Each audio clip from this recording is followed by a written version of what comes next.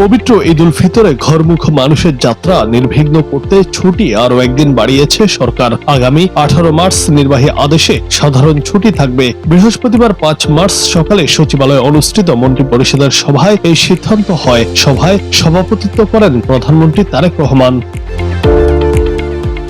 সভা শেষে সাধারণ ছুটির অনুমোদনের বিষয়টি সাংবাদিকদের নিশ্চিত করেছেন প্রাথমিক ও গণশিক্ষা প্রতিমন্ত্রী ববি হাজ্জাজ। তিনি বলেন, প্রথম সংসদ অধিবেশন নিয়ে আলোচনা হয়েছে। এছাড়া 18 মার্চ থেকে ঈদের ছুটির অনুমোদন দেয়া হয়।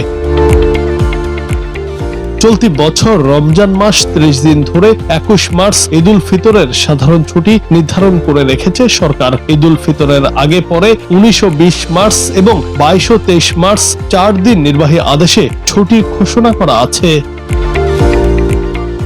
ঈদের ছুটি শুরুর আগের দিন মঙ্গলবার 17 মার্চ শবে কদরের সরকারি ছুটি। এরপর বুধবার 18 মার্চ অফিস খোলা। তবে আজ মন্ত্রী পরিষদে 18 মার্চ সাধারণ ছুটির অনুমোদন পাওয়ায় নতুন করে আরও একদিন ছুটি যোগ হলো। সব মিলে টানা 7 দিনের ছুটি পাচ্ছেন সরকারি কর্মকর্তা কর্মচারীরা।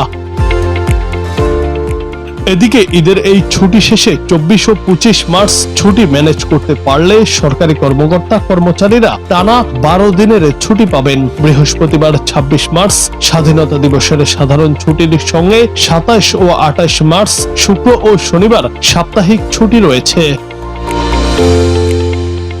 জুনায়েদ আহমেদ, বাংলা টিভি।